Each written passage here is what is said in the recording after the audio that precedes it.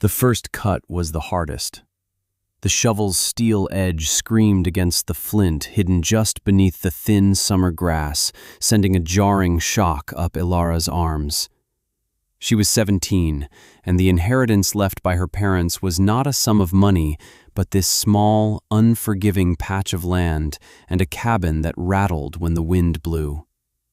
Beside her, a scruffy dog with intelligent eyes and mismatched ears named Boro tilted his head, his tail giving a single uncertain thump against the dusty ground. He watched her reset her feet, bend her knees, and drive the shovel down again, this time finding purchase in the dense, clay-heavy soil. She grunted, leveraging a spadeful of earth and tossing it aside. One shovelful. The beginning of a hole. Boro padded over to the small mound, sniffed it with the gravity of a government inspector, and looked back at her as if to confirm that this was, in fact, the plan. Ilara offered a small, tired smile. It was the plan. She worked until the sun was a hot weight on the back of her neck, the hole growing wider and deeper with painstaking slowness. Her world had become a rhythm of metal on earth, the sigh of displaced soil, the ache in her lower back. By midday, a shadow had fallen over her work. She looked up to see Mr. Gable leaning on the split-rail fence that separated their properties. He was a man carved from old wood, his face a roadmap of harsh winters and disappointing harvests. He removed his straw hat and wiped his brow, though his expression was anything but warm.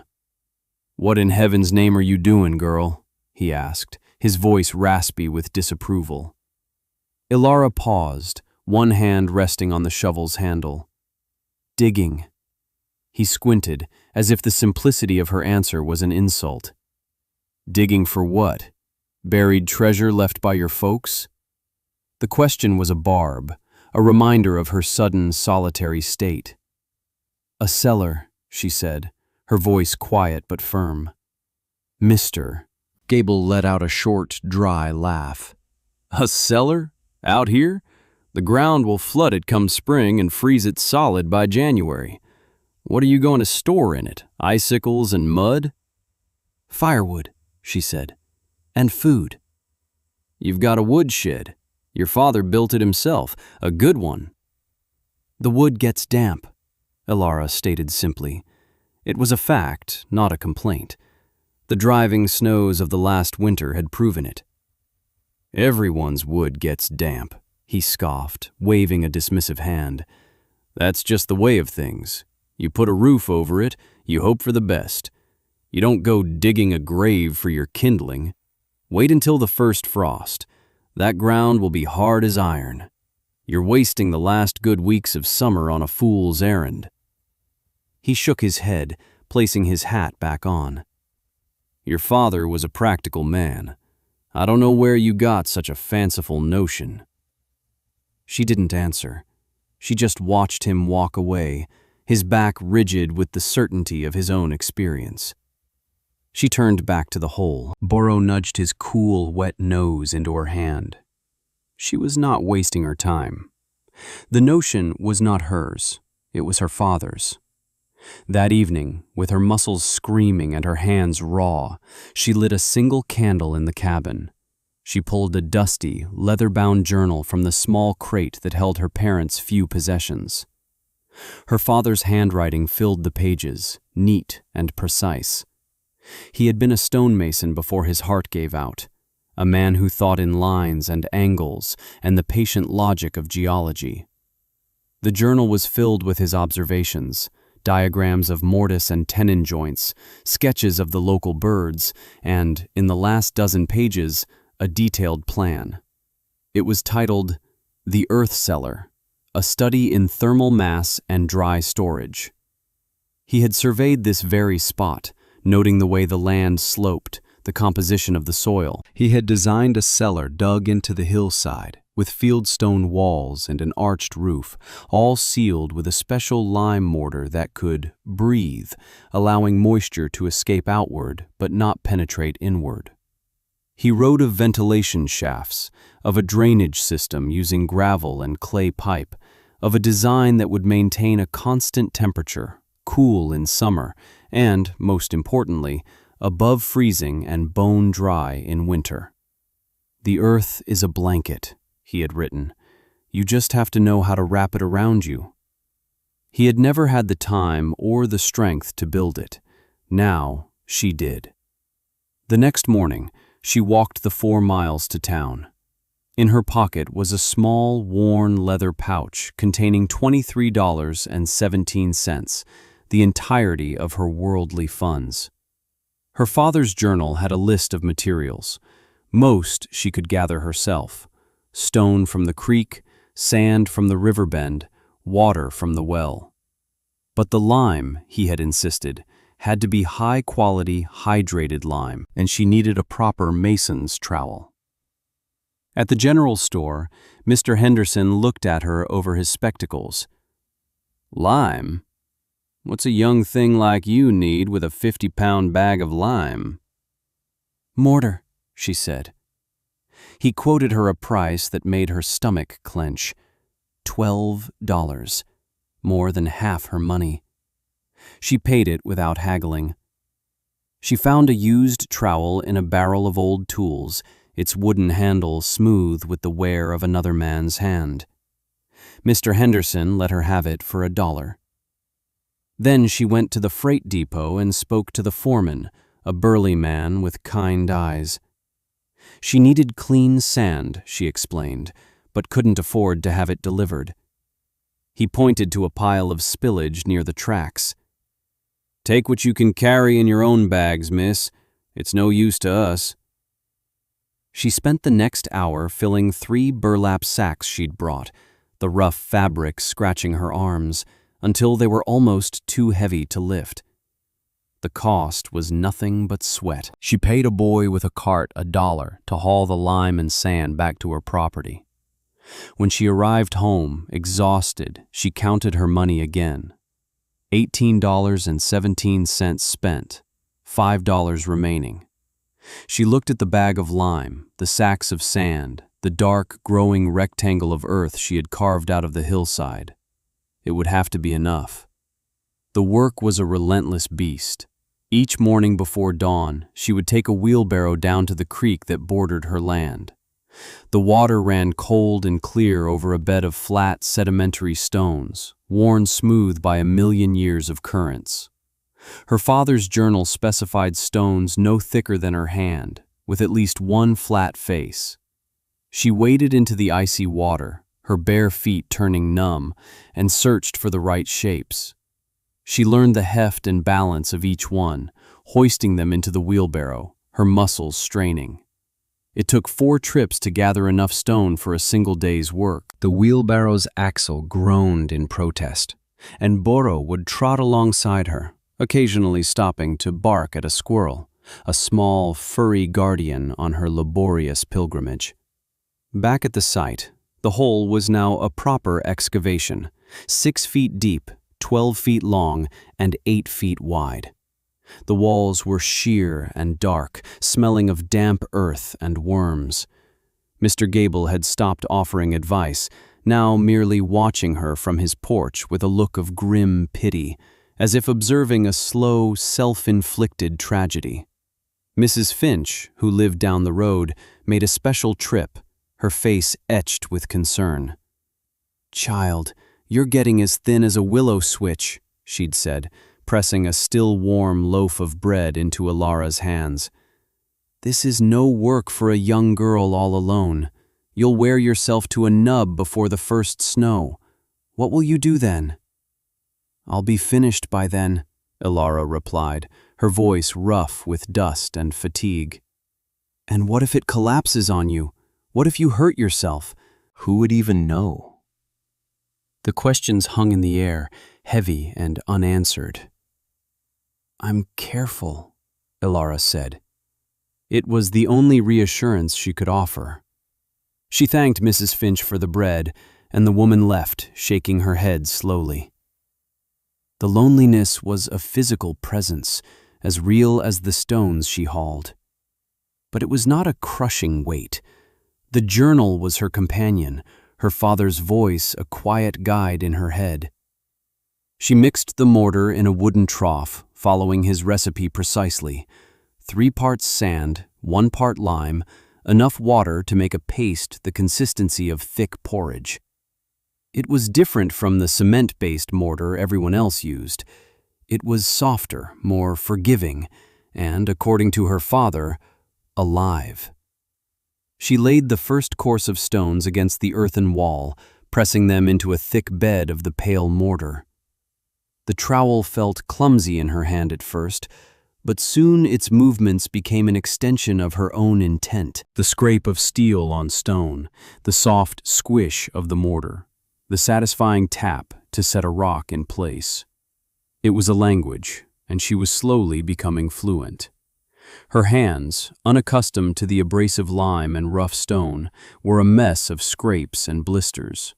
At night, she would wash them in cold water, wincing as the soap stung, and then rub them with tallow. She would fall into bed, too tired to dream, and wake with the sun, feeling as though she had been beaten. But every morning, she rose and returned to the wall, which was growing, inch by patient inch. One afternoon, a young man she recognized from town stopped on the road. He didn't call out from a distance like the others. He walked right up to the edge of the pit. He was tall and lean, with an open, curious face. His name was Leo. He worked at the mill. "I've seen you working out here for weeks," he said, his voice gentle, without a trace of mockery. "My pa said you were digging a root cellar." "Something like that," Ilara said, not pausing in her work. She buttered a stone with mortar and fitted it into a gap in the wall. "What kind of stone is that?" he asked, pointing. She was surprised by the question. No one had asked about the specifics. "Schist, mostly.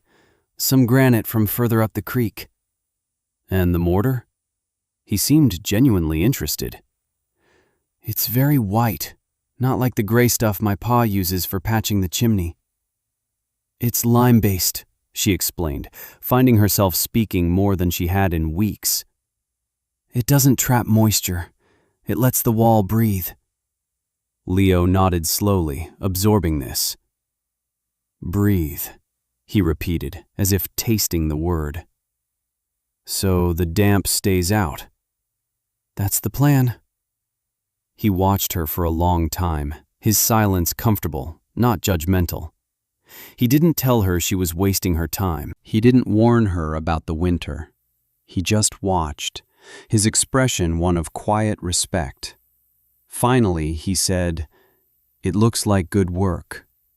He smiled, a small, genuine smile that made his eyes crinkle at the corners. "Well, I'll let you get back to it." As he walked away, Ilara felt a strange warmth spread through her chest, a feeling that had nothing to do with the afternoon sun. It was the simple, profound relief of being seen.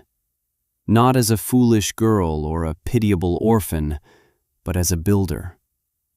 The walls rose to meet the top of the excavation.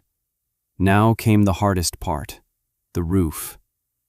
Her father's journal showed a shallow barrel vault, an arch of stone that would support the immense weight of the earth above it. Building it alone seemed impossible. The keystones would be heavy, and the physics were unforgiving. But her father had planned for this too. There were diagrams for a temporary wooden form, a curved scaffold she could build from scrap lumber. It took her a week, scrounging boards from the collapsed old shed behind the cabin, pulling nails and recutting them. She built the arched form inside the cellar, a skeleton of wood that would hold the stones in place until the mortar cured. Hoisting the heavy capstones into place was a battle of leverage and will. She used ropes and a long pry bar, inching the massive flat stones up a ramp of packed earth and onto the form.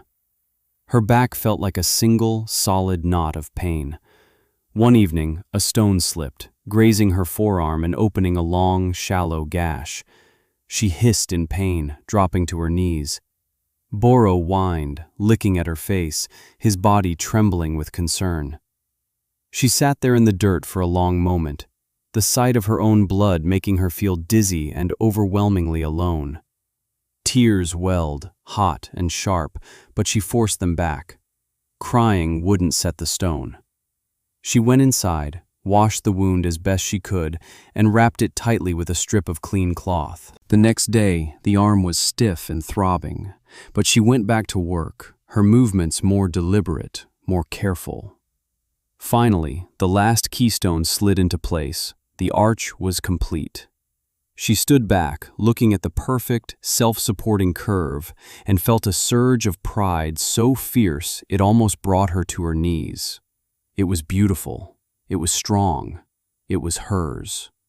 She spent 2 more weeks applying a thick coat of lime plaster to the entire interior, sealing every tiny gap.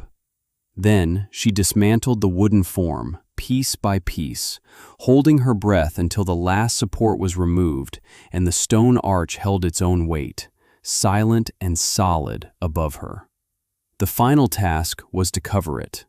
She shoveled the excavated earth back over the stone roof, creating a mound nearly 3 feet deep at its peak.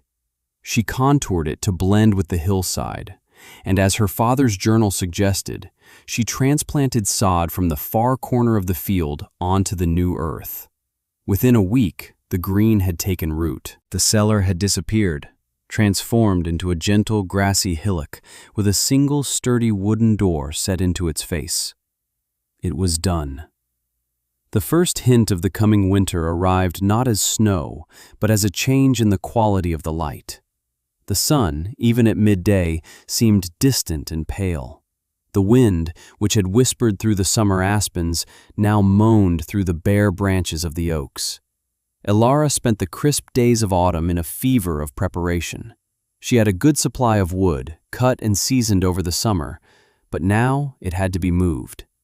She stacked half of it in the old woodshed, the pile reaching the rafters.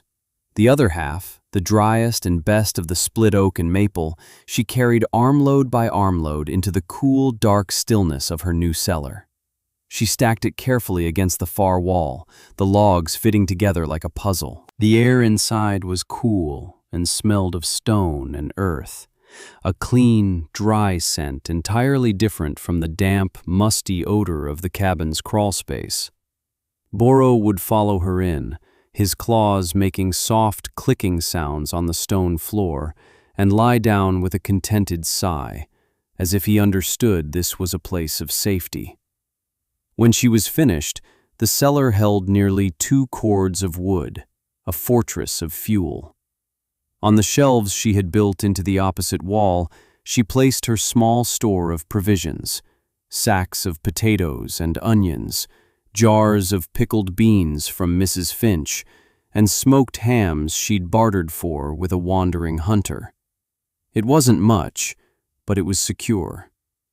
The first snow came in late November, a gentle dusting that melted by noon. A week later, a heavier fall blanketed the valley in 6 inches of white. Mr. Gable saw her coming from the cabin and shouted across the fence, his words puffing out as clouds in the frigid air. "Looks like winter's here. Hope you enjoy your frozen firewood." He chuckled, a dry, humorless sound, and went back inside his sturdy farmhouse. Elara didn't reply. She went to her cellar, opened the thick wooden door, and was met not by a blast of cold, but by a pocket of still, calm air. A thermometer she'd hung inside read 41 degrees. The wood was cool to the touch, but completely, utterly dry. She gathered an armload and carried it back to the cabin. The logs caught fire with a satisfying crackle, burning hot and bright, with none of the hissing or sputtering of damp wood. The small cabin was filled with a steady, radiant warmth. Boro lay stretched out on the hearth, his coat gleaming in the firelight. Then the blizzard came. It did not arrive with the gentle grace of the earlier snows. It descended like a predator, a howling white fury that erased the world. The wind shrieked, a physical force that rattled the cabin's windows and drove snow into every crack and crevice. For 3 days, the world beyond her door was a churning vortex of white. The temperature plummeted to 10 below zero, then 20. Sounds were swallowed by the storm's roar. Time itself seemed to slow, measured only by the logs she added to the fire. Each trip to the cellar was a journey into an Arctic wasteland.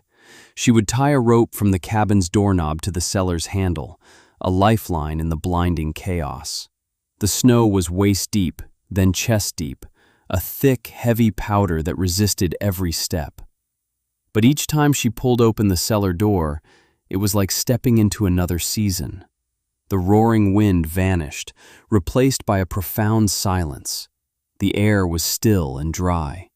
The thermometer held steady, never dipping below 40.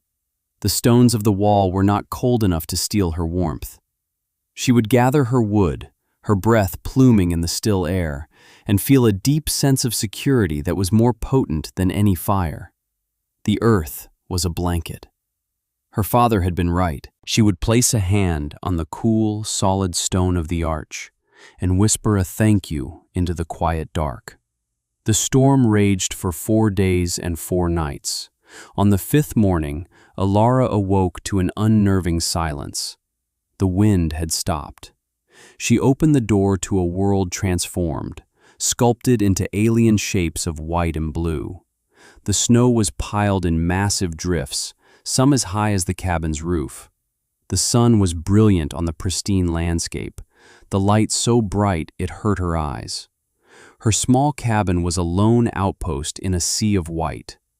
Her cellar was just a gentle curve under the snow, its door a dark rectangle she had to dig out. The wood inside remained perfect. Later that day, a figure appeared, struggling through a massive drift that had once been the road. It was Mr. Gable. He wasn't wearing his usual confident stride. He was hunched against the cold, his face pinched and gray. He stumbled to her door and knocked, his knuckles rapping weakly against the wood. When she opened it, he didn't meet her eyes. He looked past her, at the robust fire roaring in her hearth. His own breath came in ragged, frosty plumes. "The wood," he began, his voice a hoarse croak. "My shed, the drift collapsed the side. It's all buried. What I can get to is soaked through with melted snow. It won't burn, just smokes." He finally looked at her, his eyes filled with a desperate, humbled exhaustion. "My wife, Martha, she's so cold." He swallowed hard, the pride that had defined him for so long, finally broken by the brutal reality of the cold. Could I buy some of your dry wood?" Alara looked at the old man, shivering before her. She saw not the skeptic who had mocked her, but a neighbor in need. "I don't sell it," she said quietly. His face fell, the last bit of hope seeming to drain from him. He nodded, turning to leave. "But you can have some," she added.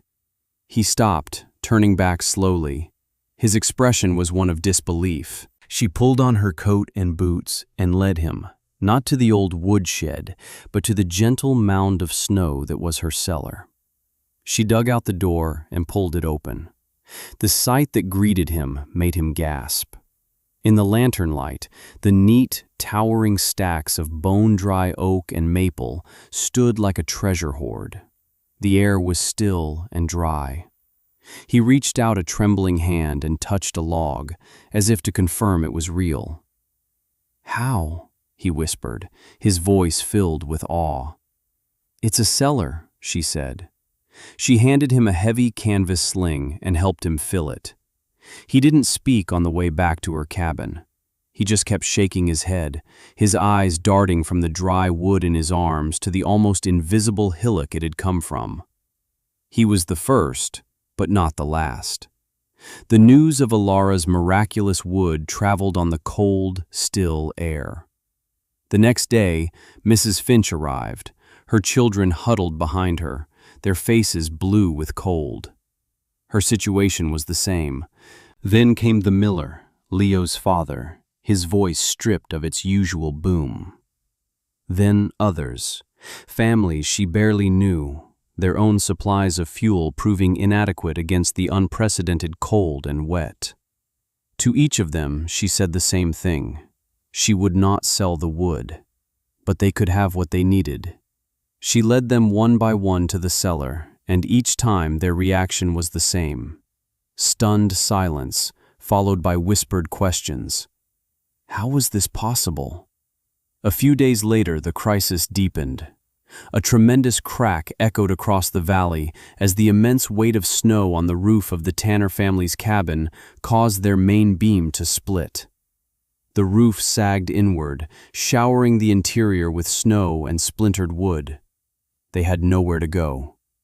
Without hesitation, Ilara took them in. Her small cabin became a refuge, crowded but warm. The men took turns sleeping on the floor, the women and children sharing her bed. In the evenings, the cabin was filled with the low murmur of voices. They were all there. Mr. Gable, Mrs. Finch, the Tanners, Leo and his father. The air was thick with the smell of drying wool and hot tea. One night, Mr. Gable, holding a steaming mug in his calloused hands, looked directly at Ilara. The firelight played across his weathered face, revealing the deep lines of humility that had replaced his old skepticism. "I was wrong," he said, his voice clear and steady, meant for everyone to hear. "I watched you all summer, digging in that dirt, and I thought, that girl is chasing a ghost. I told anyone who would listen." He shook his head. "That cellar of yours, that's the craziest, most brilliant thing I've ever seen." He looked at the Tanners, huddled by the fire. "And it saved us. Your stubbornness, it saved us." Mrs. Finch nodded, her eyes wet with tears. "He's right, Ilara. We're sorry for doubting you. We were fools." Leo, who had been quietly observing from a corner, caught her eye. He didn't say anything, but his look of profound admiration was more eloquent than any speech. He had never doubted. He had only been curious. Now he was a believer. They didn't just want her wood anymore. They wanted her knowledge. "How did you know?" the miller asked. "How did you build it?" Ilara didn't give a speech. She simply retrieved her father's journal. She opened it on the small wooden table, its pages filled with his neat script and precise drawings. She explained the principles as he had written them. The breathing lime mortar that wicked moisture away. The thermal mass of the earth that insulated from the extreme cold. The importance of the ventilation shafts she had hidden on the far side of the hill. She shared it all. The knowledge was not hers to hoard. It was a legacy, and it was meant to be passed on. She was just the first to build the proof. Years passed. The valley changed. The harsh winter served as a brutal, effective teacher. The following spring, Mr. Gable, with Leo and his father, came to Ilara, not with apologies, but with questions. They held a copy of her father's journal she had painstakingly transcribed for them. They were digging a cellar of their own, next to the main barn, a communal one large enough for 3 families. Ilara spent weeks with them, not directing but advising, showing them how to select the stones, how to get the mortar mix just right, how to build the arch form. She was no longer the strange, solitary girl. She was an expert, a source of quiet wisdom. More cellars followed. Small, grassy hillocks began to appear on homesteads throughout the valley, each one a testament to an idea that had once been dismissed as a fool's errand. They became a signature of the region, a symbol of resilience and shared knowledge. The winters still came, harsh and unforgiving, but the community was prepared. No family ever went cold again. Ilara and Leo built a life together, a quiet partnership founded on mutual respect. They expanded the small cabin, adding rooms with the same care and precision Ilara had used in the cellar. They had children who grew up playing on the soft, grassy slope of the first earth cellar, rolling down its sides in the summer sun, never knowing the desperation from which it had been born. Boro grew old. His mismatched ears drooped, his muzzle turned a distinguished gray, and his intelligent eyes grew cloudy. He spent his days sleeping by the fire, the same fire he had guarded as a young pup. One autumn evening, he rested his head in Alara's lap and went to sleep, his breathing growing shallow and then stopping altogether. His death was a quiet passage, peaceful and dignified. Alara and Leo buried him on the crest of the hill overlooking the house, in a spot where he had loved to sit and watch the sunset. They placed a simple, flat fieldstone over the grave, with no inscription. The stone itself was enough. Decades flowed by like water in the creek. Alara became the old woman of the valley. Her hair as white as the first snow, her hands gnarled but still strong. Her face, like Mr. Gable's before her, became a map of the seasons she had weathered. Young couples, new to the valley, would come to her for advice, not just on cellars, but on mending fences, on setting bones, on when to plant and when to harvest. She gave her knowledge freely, just as she had given her firewood so long ago. Her voice remained quiet, her sentences short and certain. She never boasted. She never had to. The landscape was her testimony. She died in her 92nd year, in the same bed she had been born in, with Leo, himself an old man, holding her hand. It was a peaceful end to a long, purposeful life. The entire valley turned out for her funeral. They buried her on the hill next to Boro, under a sky the color of slate.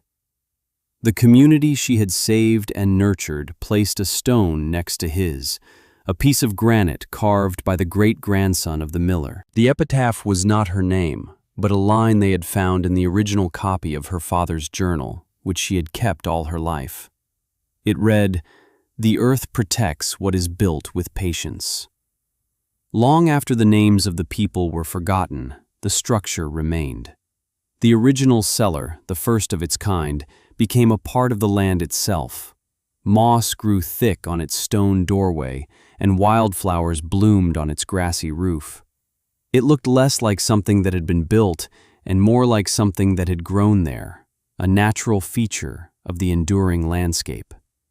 It stood as a silent, humble monument, not to a single person, but to the profound power of a quiet idea, a pair of stubborn hands, and the simple, unshakable belief that even in the harshest of winters, there is a way to stay warm and dry. It was a testament to the girl who had been thrown out by circumstance at 17, who had spent $18 and all of her will, and in doing so, had built a legacy of warmth for generations to come. The cellar endured, its cool, dry interior a perpetual whisper of her name. It was her home. It would work. It had.